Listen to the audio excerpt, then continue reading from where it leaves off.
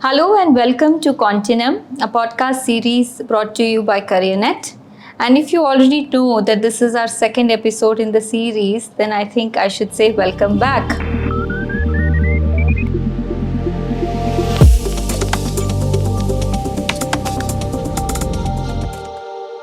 If you've already seen the first episode, then you should know that with Continuum, we are trying to unravel the business insights that make business success happen.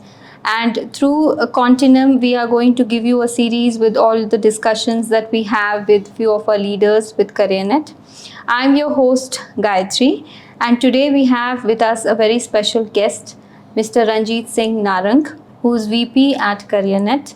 Ranjeet Singh brings with him around almost 2 decades of experience in staffing and recruitment and has been managing the BFSI sector within Careernet.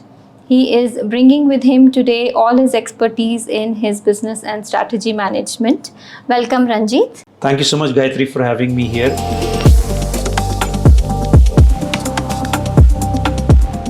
And with him, we are going to help understand some of the current trends, challenges, and hiring strategies being incorporated by BFSI GCCs in India.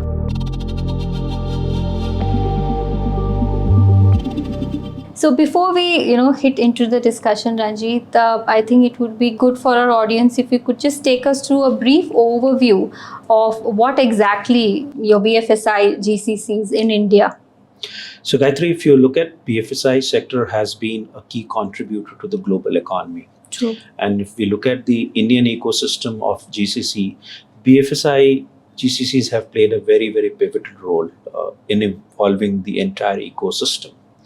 I'll share with you some stats which helps you and the audience understand of how valuable and important is the BFS GCC ecosystem and the kind of impact they are having. If I have to say the overall GCC workforce in India, 25% of the overall workforce is employed in BFSI GCCs. That's a huge number. Yes, indeed it is.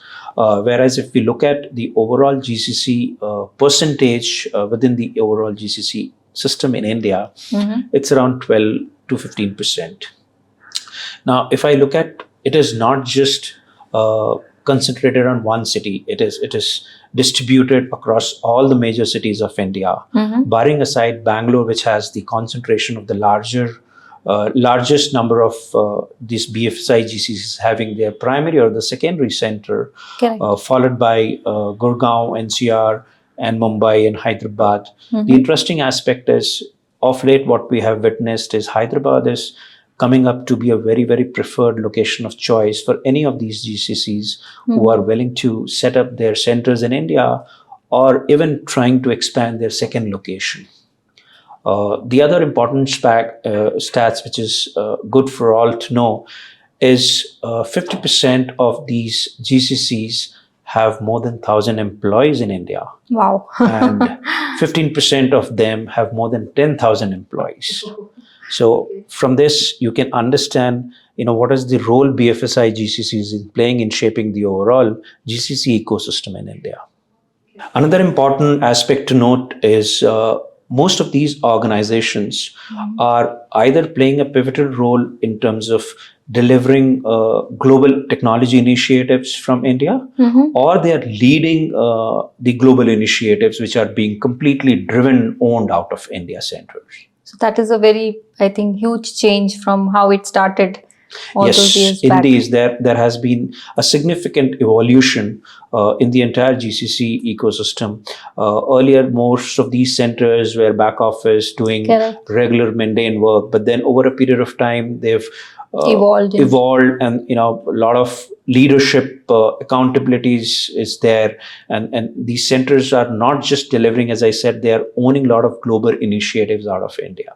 That's good to know. So Ranjeet, what do you think is the current talent demand scenario existing in your BFSI GCCs? Because overall we have seen sort of a slump, right, in your talent sector market. However, there has been few bright spots in BFSI space, so to say. So can you please put some light on that?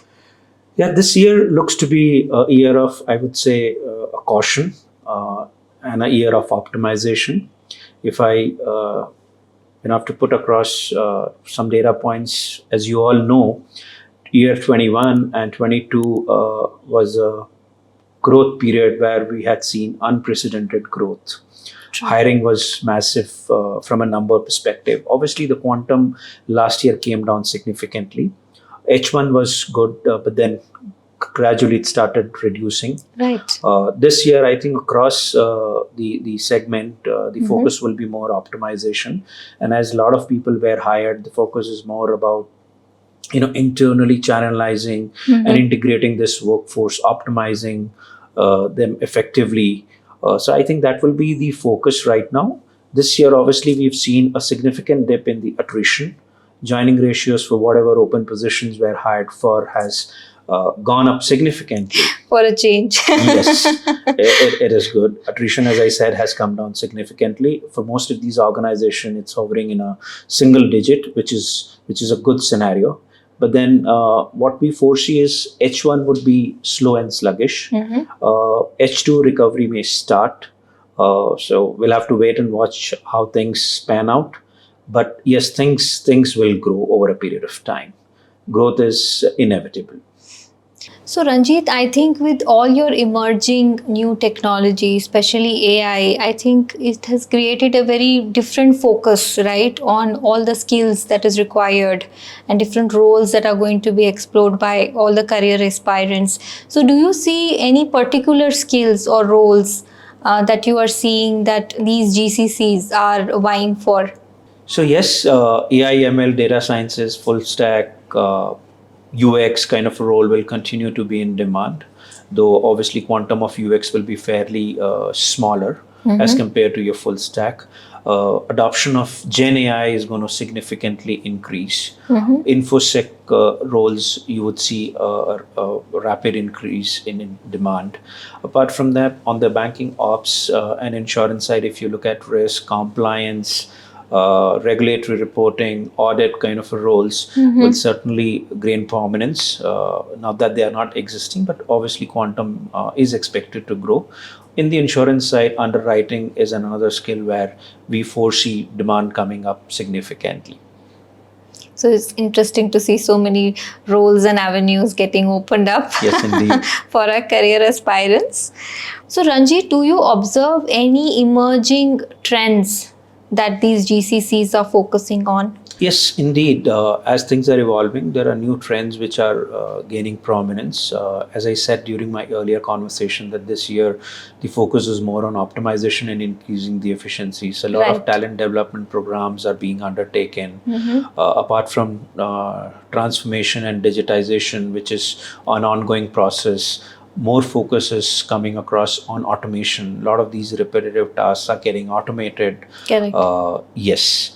So evaluation of existing employees is another trend which is gaining prominence, where employees are asked to update their resumes every year.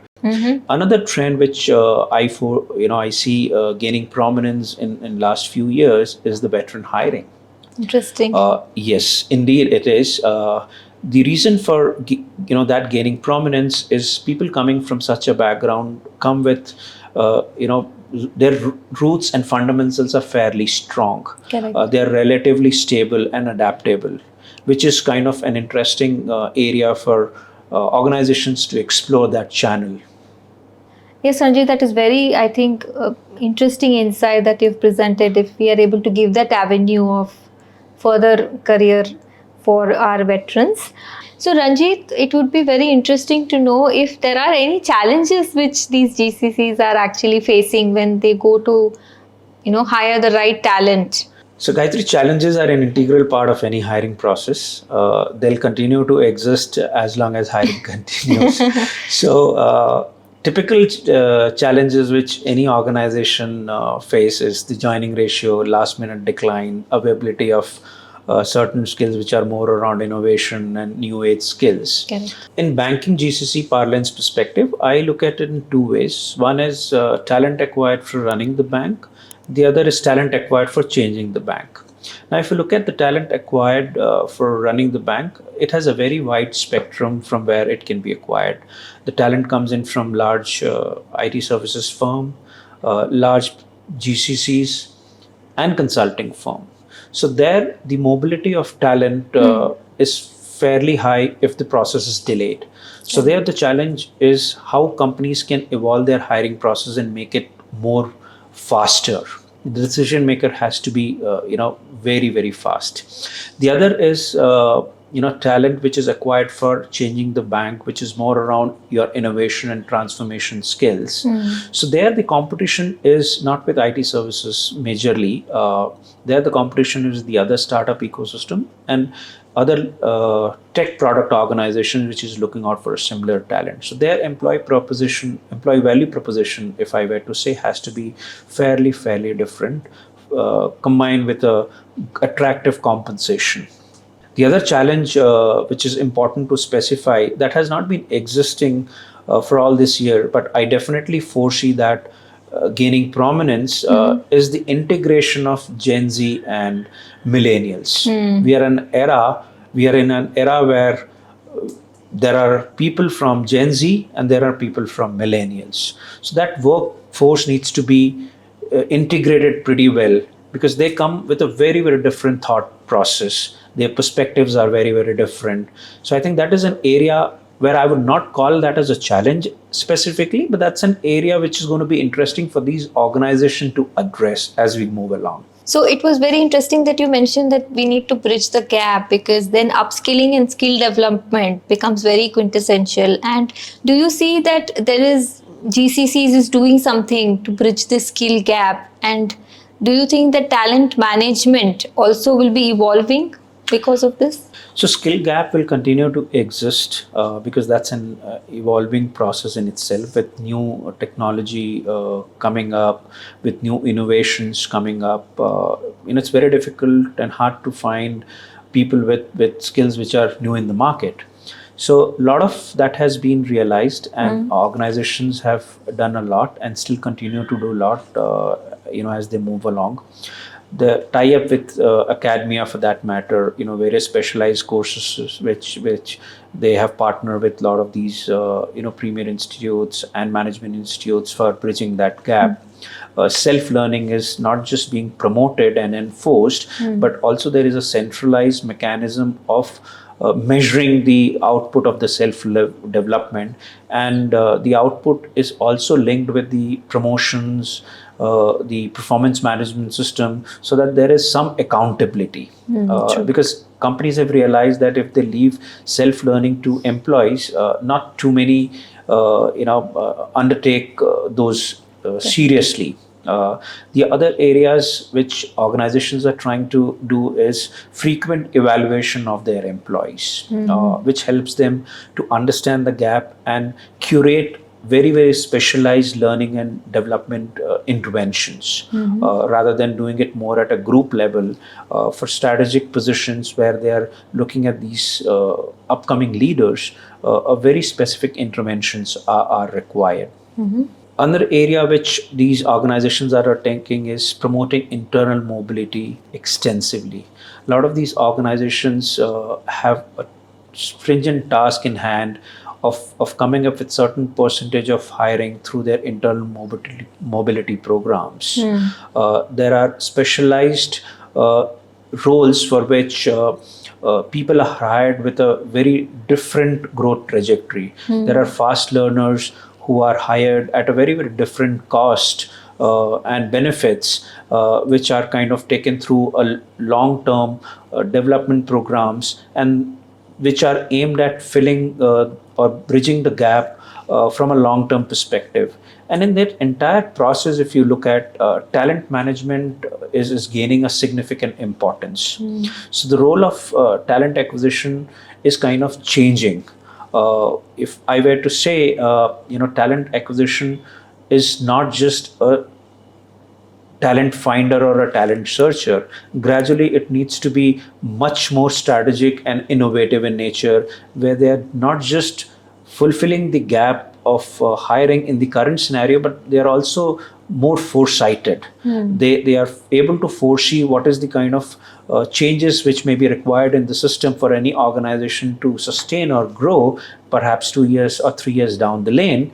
How are they, well equipped to address those hiring needs? So, in my viewpoint, if I have to summarize, I wouldn't be surprised if there are very, very evolved talent management functions in these organizations. Currently, it's just part of the talent acquisition. But moving forward, I see these functions like talent management gaining a significant importance and existence in these organizations. So now we come to the most interesting question, Ranjeet. So what is the future of these BFSI GCCs in India? India growth story is inevitable, Gayatri, and the kind of diversity India has to offer with respect to the workforce and the quantum, it definitely continues to be a very, very attractive location for any of the GCCs, and specifically BFSI GCCs, which is looking to either set up or expand in India. I definitely see a very, very bright future for all the GCCs, and specifically the BFSI GCCs in India. I pray the slowdown which is existing currently returns back to normalcy, and all of us have a lot of work to do and prosper. Thank you so much, Ranjeet. And on that positive note, I would like to thank you for sharing your valuable insights on BFSI GCCs today. Thank you so much, Gayatri, for having me here. Indeed a pleasure catching up and sharing my thoughts. Thank you so much. And I'm sure you guys had a very interesting time as well.